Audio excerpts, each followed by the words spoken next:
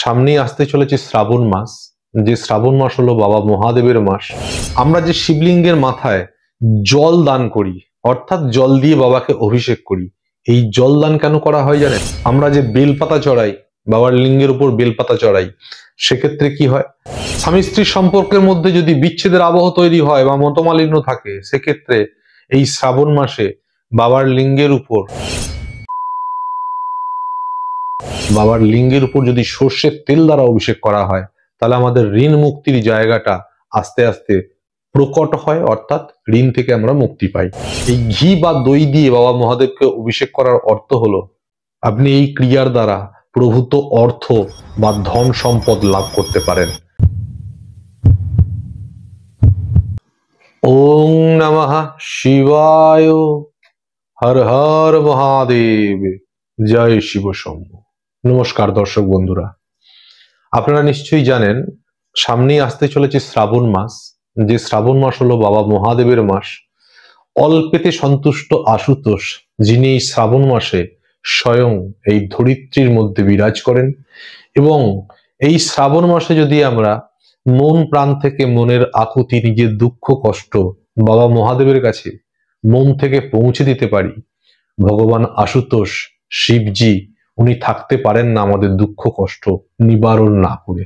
কাজেই এই শ্রাবণ মাসে কিন্তু আমরা আমাদের প্রত্যেকের দুঃখ কষ্ট আমরা ভাগ করে নেব কার সাথে? না, ভগবান মহাদেবের সাথে। আমরা শ্রাবণ মাসে সাধারণত কি করে থাকি? শ্রাবণ মাসে বিভিন্ন রকম ব্রত পালন করি, ক্রিয়াকর্ম করে থাকি।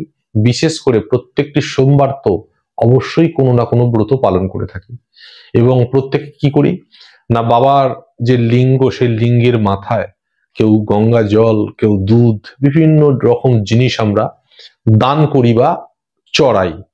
এর প্রত্যেকটার কিন্তু এক একটা ফল আছে। আজকে মূলত আপনাদেরকে শ্রাবণ মাসের এর পরবর্তীকালে আরো কিছু ভিডিও আপনাদেরকে আমি দেব, তবে আজকে আপনাদেরকে জানাবো আপনারা বাবার মহাদেবের বা শিবলিঙ্গের মাথায় যে যাই চড়ান না কেন তার উদ্দেশ্য কি। অর্থাৎ আপনি যদি গঙ্গা জল ঢেলে থাকেন বা দুধ ঢেলে থাকেন, বা কেউ ঘি দেন, বা কেউ ধুতুরা ফুল দেন, বেলপাতা দেন, এই প্রত্যেকটা জিনিসের আলাদা আলাদা কারণ আছে। আপনি যে জিনিসটাই দেন না কেন তার একটা বিশেষ কারণের জন্য অর্পণ করেন। এখন আপনারা হয়তো দিতে হয় তাই দেন, কিন্তু আপনারা জানেন না এই প্রত্যেকটা জিনিসের পিছনেই একটা উদ্দেশ্য থাকে। অর্থাৎ আপনাকে এই কথাটা জানানোর উদ্দেশ্য একটাই, আপনার ধরুন কষ্টের কোন একটা দিক আছে যেটা বিশেষভাবে আপনাকে সমস্যার মধ্যে রেখেছে।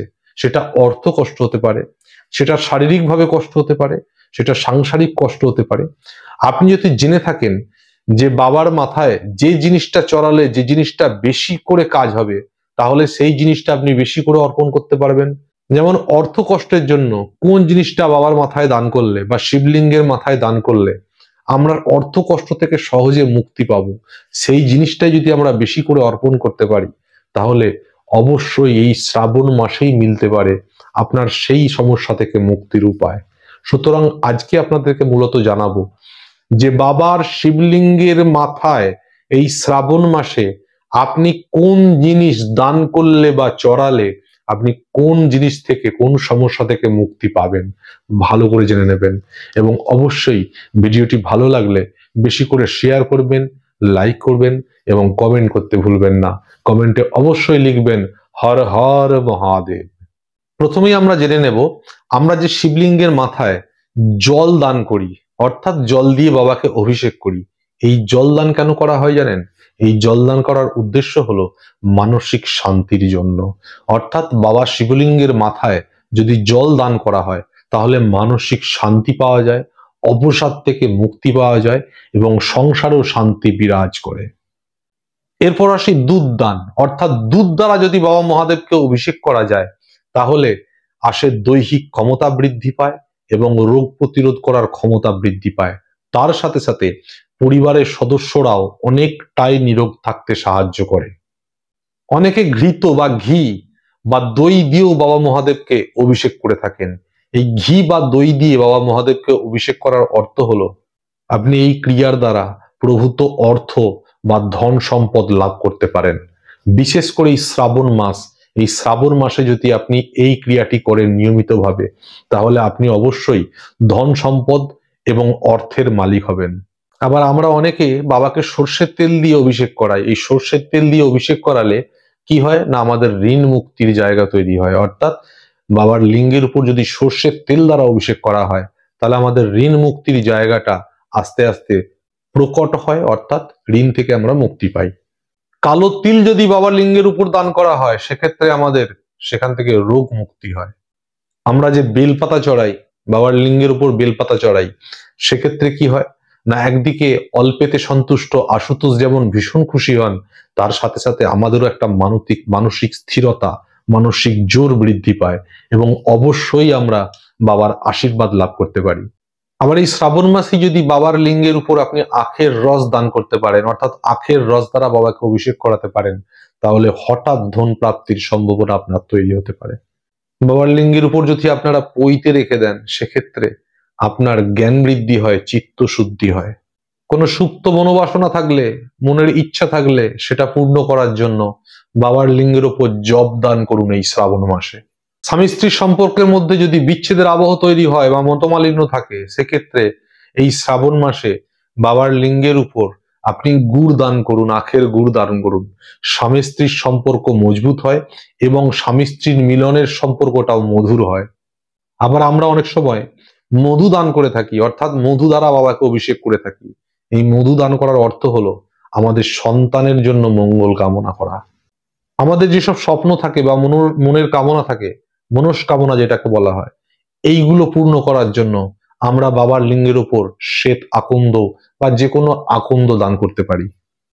বাবার লিঙ্গের মাথায় ধুতরা চড়িয়ে আমরা আমাদের শত্রুকে জয় করতে পারি।